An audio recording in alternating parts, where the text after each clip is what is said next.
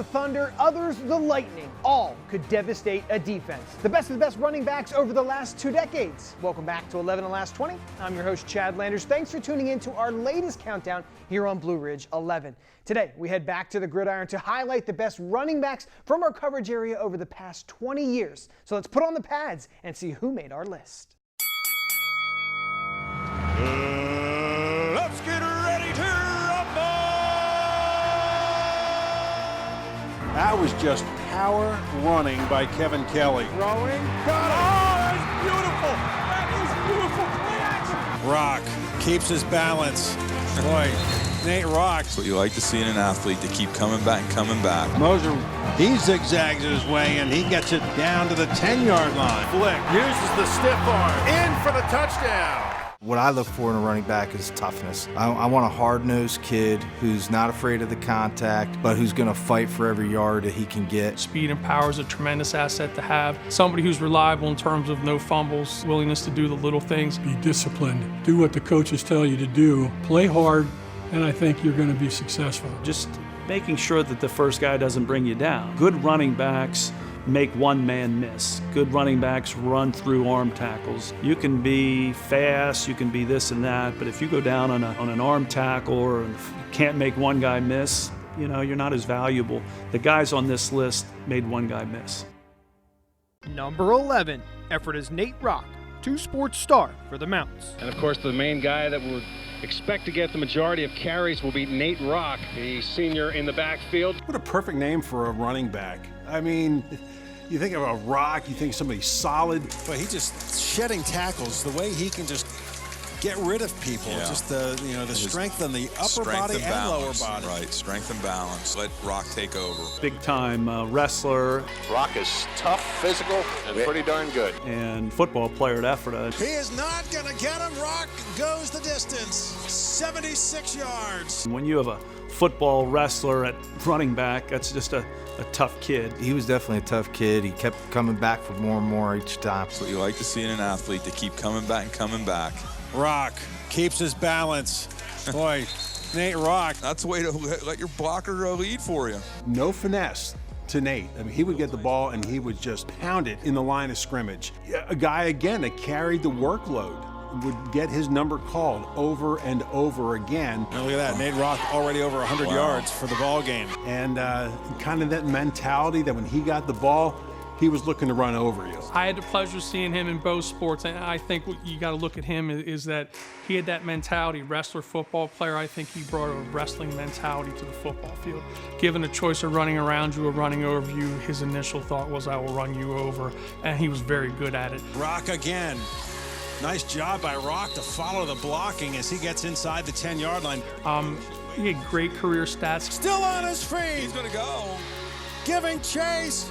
Gatchel. Nate Rock touchdown. They answer again. 82 yards. He was a little quicker than people give him credit for, but I just remember anytime we played against him knowing that this kid was tough as nails. I mean, tough as nails, and he would give you all he had, and great football player. Number 10, Garden Spot's Jihad Jeffers, over 2,500 yards rushing for the Spartans. Power and grace. He was a bull. Big, strong.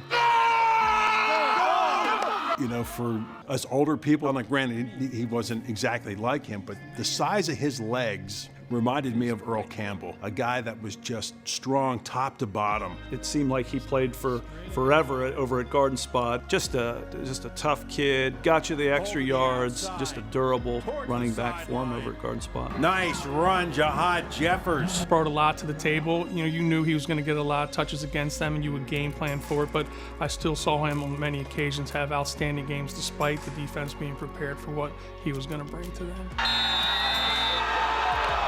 Bullish kid who could drag you, lower the shoulder, boom.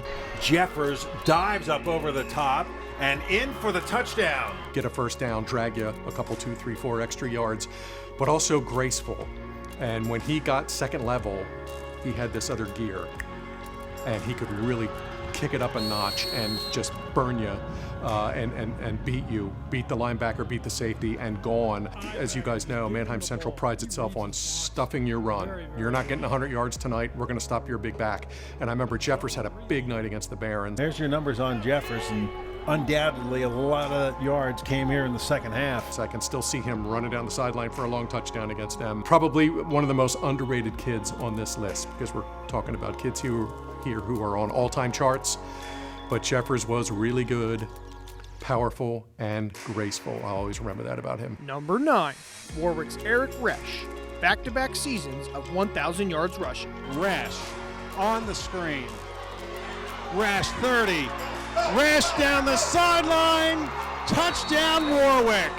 46 yards with 2 seconds remaining in the half. When I think about Eric Rash, he was such a key part of those Warwick football teams that went to the district playoffs for a couple of years in a row. Pound for pound, unbelievably tough young man. You know, he played at about 160, 165, and unbelievably durable. 2,000 plus seasons back to back, and toted the ball 20, 25 times a game. I don't remember him ever missing any playing time during that time. Great vision. Boy, is he good at reading blocks and finding the seams.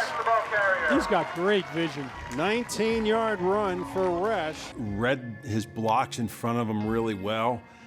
And I think the thing that, too, he was really a smart running back, is that he never seemed to take a direct hit. It's like he felt the defenders coming, and he knew which way to turn, which way to fall, so he never took that big hit when he was running the ball. And let's face it, he wasn't a big kid, but the thing is, he was called on, and he averaged 24 carries a game. Rash, first down, into the secondary. Eric Rash is gone for the touchdown. For somebody that size, that's carrying the workload on a pretty consistent basis. He always answered the bell. He was always ready to take the ball and always ready to do whatever you needed him to do. Rash slips through and into the secondary. Eric Rash is gone for the touchdown. Sneaky fast, good quickness, was willing to lower the shoulders, but had pretty good vision. Just a tough young man, and you look at him. A couple of running backs have one thing in common, a running back and a wrestler, and I thought he had that same mentality in both sports. He was a tough young man. Number 8, Mannheim Central's Damon Camacho.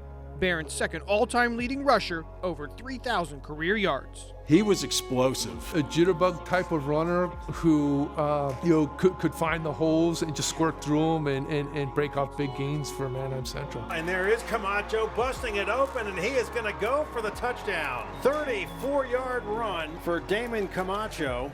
Smallish, but wheels. He was, kind of in the same mold as a Royer. Could run, burner kid who could get to the edge, touchdown maker. He is gone. And again, another fast drive, 2 or 3 plays for Mannheim Central, and they are on the board again, looking like they didn't miss a beat at all from last season. He's the kid who could spring one and go 40, 50 yards, touchdown. Just really liked his multi-purpose game. Damon Camacho is a little bit different for us. He was more of that glide, patient runner. From the 3, Camacho bouncing off tackles and into the end zone for a touchdown. Get behind the lineman, see where the hole opened up. I love the elusiveness of Camacho. He's not just going to take it straight up the field. He's making cuts left, he's making cuts right, trying to find any kind of blocking. And then he'd be explosive. He'd take off. He had a little high knee kick to him. He'd get in that open field. He can make you miss. Really tough, good running back for us. He had a lot of moves, and you'd have him cornered, and the next thing you know, if you were just if you didn't put a good shoulder in there or got a hold of him, he was going to break tackles. He was very, very elusive. He could cut on a dime, and then he could accelerate as well. So Damon had some big games over at Mannheim, and just a quality running back. One of many that they've had. A dose of Damon Camacho on the opening series, and it pays off with 6 points. I think if you ask a lot of people about Damon being one of the top rushers in all time at Mannheim Central, they might have thought of some other names, but this is a kid that really produced when his number was called. He was another one of those prototypical Mannheim Central pitch game speed demon burner kids. Damon Camacho, touchdown, Barons. The countdown's only getting started, and coming up next, we look back at the best running backs from number 7 through number 4. It's all ahead on 11 of the last 20.